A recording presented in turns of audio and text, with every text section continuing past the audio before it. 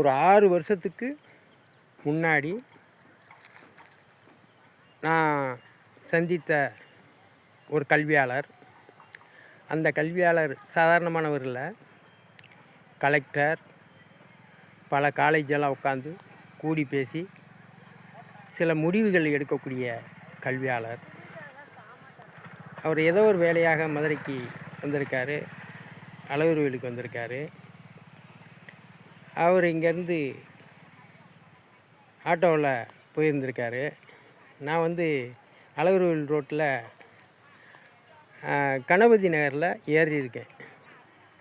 நான் பக்கத்தில் பில்டிங்கு மங்களூடின்ற இடத்துல வேலை பார்த்துட்டு இன்னொரு பில்டிங்க்கு வர சொல்லியிருந்தாங்க. சரி, எதுக்கு ட்ரெஸ் மாட்டிக்கிட்டு இந்த ட்ரெஸ்ஸோடய போயிடுவோம், அங்கே போய் ட்ரெஸ்ஸு கழட்டி தான் வேலை பார்க்கணும் அப்படின்ட்டு இந்த வேலை பார்க்குற ட்ரெஸ்ஸோட அப்படியே அங்கே போயிருந்தேன். அப்போ அந்த வண்டியில் ஆட்டோவில் ஏறும்போது நான் முன் சீட்டில், அவர் கீழே உள்ள சீட்டில் உட்காந்துருந்தேன். ஆனால் அவர் தான் எனக்கு தெரியாதுல்ல. அப்போ அவர் என்னுடைய சூழ்நிலையை பார்த்துருக்காரு. என்ன ஜெயபாண்டி இப்படி கிழிஞ்ச ட்ரெஸ்ஸுகளை போட்டு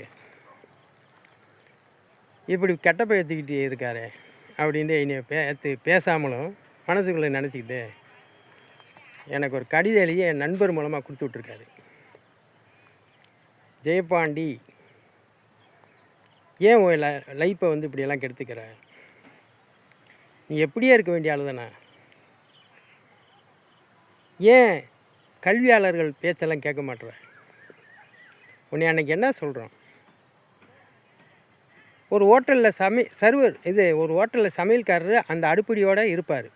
அது மாதிரி நீ கண்டுபிடிச்சேன்னா அந்த கண்டுபிடிப்பை எங்களிடம் கொடுத்துட்டு நாங்களும் எங்களுடைய மாணவர்களும் பத்திரிகையில் வந்தோமென்றால் நாங்கள் படித்த வல்லுநர்களை, கரகண்ட வல்லுநர்களை வைத்து மாணவர்களை உருவாக்கி கொண்டிருக்கிறோம் என்று நாங்கள் வெளியிட்டு அதன் மூலமாக எங்களுடைய எஜுகேஷன் சிஸ்டத்தையும் அதை இம்ப்ரூவ்மெண்ட் பண்ணுறதுக்கு தான் இது பண்ணுறோம். நாங்கள் கரகண்ட நிபுணர்களும் இருந்து கொண்டு படிப்பிரிவு இல்லாத, சர்டிஃபிகேட் இல்லாத ஜெயபாண்டியன் அவருடைய உதவி மூலமாக இந்த பொருள்களை உருவாக்கப்பட்டது, மாணவர்கள் மூலமாக இயக்கி காமிக்கிறாங்கன்னு சொன்னால் அது எஜுகேஷனலுக்கு அவமானம். நாங்கள் படிச்சுட்டு இந்த சர்டிஃபிகேட் வச்சுருக்கோம்ல, இதற்கு அவமானம். ஒரு திறமையுடைய ஜெயபாண்டி, அவனுக்கு சர்டிஃபிகேட் இல்லை, அவன் படிக்கலை. ஆனால் கரகண்ட வல்லுநர்கள் 80,000 70,000 சம்பளம் கொடுத்து மாணவர்களை உருவாக்கி கொண்டிருக்கிறோம் என்று சொல்லும்போது ஜெயபாண்டியை தூக்கி பிடித்தால் எஜுகேஷன் சிஸ்டம் அவமானத்தை சந்திக்கும்.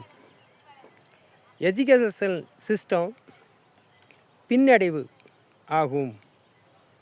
ஆகையால் ஜெயபாண்டியை நம்ம வழிக்கு வர சொல்லுங்கள் அப்படின்னு இந்த அதிகாரி, இந்த இப்போ என்னை பார்த்து ஈவரக்கப்பட்ட அந்த அதிகாரி, அவர் ஒரு காலேஜில் வேலை பார்த்தவர் தான், நல்ல ஒரு அனுபவசாலி.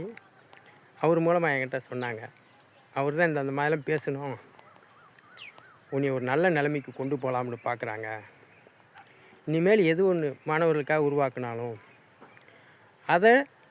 அதுக்குரிய காசுகளை வாங்கிக்கிட்டு அதை நாங்கள் மாணவர்களையும் பாத்தியார்களும் நாங்கள் வெளியே வந்தோம்னா கரகண்ட வல்லுநர்களை வைத்து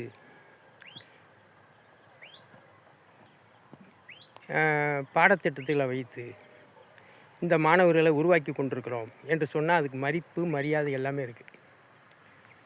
சர்டிஃபிகேட்டு கூட இல்லாத,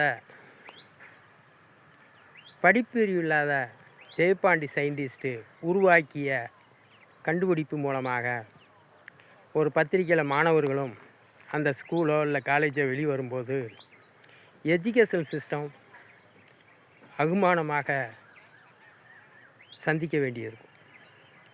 ஏன்னா படித்தவங்க கோட்டு சூட்டு மாட்டி டை கட்டி பிள்ளைகளை இவ்வளோ டிஸ்பிளேனா வரணும்னு சொல்கிறாங்க. அந்த ஸ்கூலுக்குள்ளேயும் காலேஜுக்குள்ளேயும் ஒரு படிப்பறிவு இல்லாதவன் ஒவ்வொரு பொருள்களை உருவாக்கி அதை மாணவர் மூலமாக வர்றான்.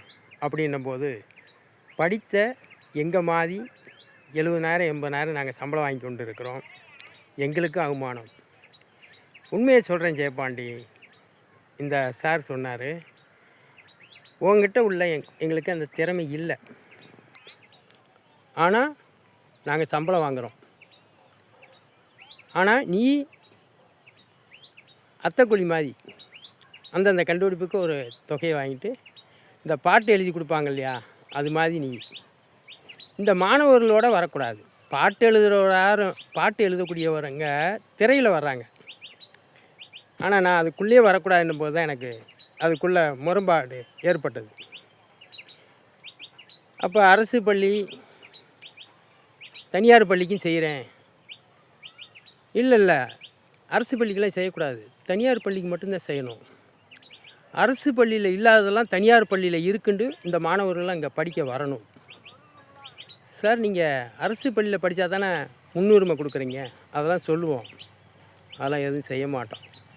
100 பேரில் 2 பேர் செஞ்சுடுவோம். 198 பேருக்கு செய்ய மாட்டோம். அது வாசி சொல்லு மட்டும்தான் இருக்கும். அதனால் ஜெயப்பாண்டி, உன்னுடைய கொள்கையை மாற்றிக்க, நீ வாழ கற்றுக்க, உன் குடும்பம் வாழ்வதற்கு கற்றுக்க. நாங்கள் சொல்கிறத கொஞ்சமாலும் உள் வாங்கி அதுபடி நடந்துக்க. இப்போ நீ எங்களுடைய பேச்சு இதெல்லாம் கேட்காம இல்லை நான் கொள்கையை மாற்றிக்கிற மாட்டேன்னு சொன்னால் நீ எந்த காலேஜுக்குள்ளேயும் இனிமேல் செயல்பட முடியாது, எந்த ஸ்கூலுக்குள்ளேயும் நீ போக முடியாது, சாதாரணமான ஆளாக இருக்க போகிற. யோசித்து முடிவு சொல்லு அப்படின்னு இந்த சார் தான் எனக்கு அவங்க மூலமாக சொன்னவங்க. இல்லை சார் நான் மாற்றிக்கிற மாட்டேன், அரசு பள்ளிக்கும் செய்வேன், தனியாருக்கும் செய்வேன். இந்த மாதிரி வறண்டு போன இடங்களையும் விவசாயம் பண்ணுறாங்க, அந்த மாதிரி பசப்பான இடத்துலையும் விவசாயம் பண்ணுறாங்க. வறண்ட இடத்தையும் பார்க்கணும், பசப்பான இடத்தையும் பார்க்கணும்.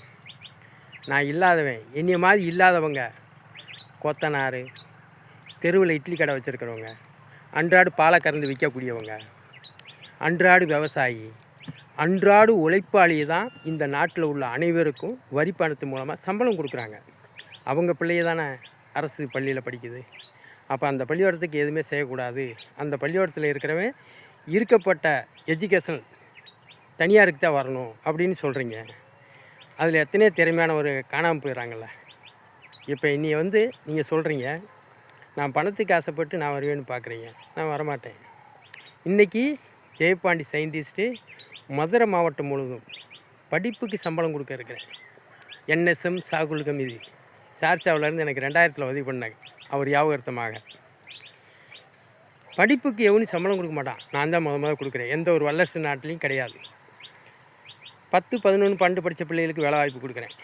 இந்த கிழிஞ்ச ட்ரெஸ் உடையவன் ஒரு நீதிபதியை கூட நான் கேட்குறேன், நீதிபதி சார் 20 கேள்விக்கும் 24 ப்ராக்டிக்கலும் பதில் சொல்லுங்கள். 5 கேள்வி மதுரை வழக்கறிஞர் அதிவீர பாண்டியன் 5 கேள்வி, தருமபுரி பாட்டாளி மக்கள் கட்சி மாது வழக்கறிஞர் அவருக்கு 5 கேள்வி, 10 கேள்வி 5 நீதிபதிகளுக்கு, CPI கோர்ட்டு 6 ADJ, ஜெயம் 1, ஜெயம் 2, PTJ 5 நீதிபதிகளுக்கு. இந்த 20 கேள்வியில் 15 கேள்விக்கு விட சொல்லிட்டாங்கன்னா 5 லட்ச ரூபா தரமிட்டுருக்கேன். இந்த கிழிஞ்ச ட்ரெஸ்ஸுக்காரன் தானே, நான் பொய் பேசுவேண்ணா? நீங்கள் சொல்லுங்கள். நான் அன்றைக்கி நீங்கள் சொன்னது மாதிரி நான் வளர்ந்துருந்தேன், நல்லா தானே வளர்ந்துருப்பேன். இப்படியெல்லாம் எனக்கு சேதமாகிருக்காது இல்லையா? உண்ணாவிரதம், போராட்டம் உண்டு, இப்படியெல்லாம் செய்யுது. என்னுடைய மாணவர்கள் இது நாள் வரைக்கும் எதுக்காலம் பயன்படுத்தியிருக்கேனா? இன்றைக்கி டெல்லியில் இவ்வளோ பேரை பயன்படுத்துகிறாங்க. அதாவது மோடி 100 ஓட்டு போட்டால் போதும், ராகுல் காந்தி 100 ஓட்டு போட்டால் போதும், நான் ஓட்டு போடாமலே 150 ஓட்டில் வெற்றி பெற முடியும்னு இருக்கேன். அதை செய்தால் பிரதமர் தானாக ஓடிட்டு போகிறாரு. ராகுல் காந்தி அந்த மாதிரி செய்யலாம்ல. என்னையை பார்த்து முதல் முறையாக எவ்வளோ நாளைக்கு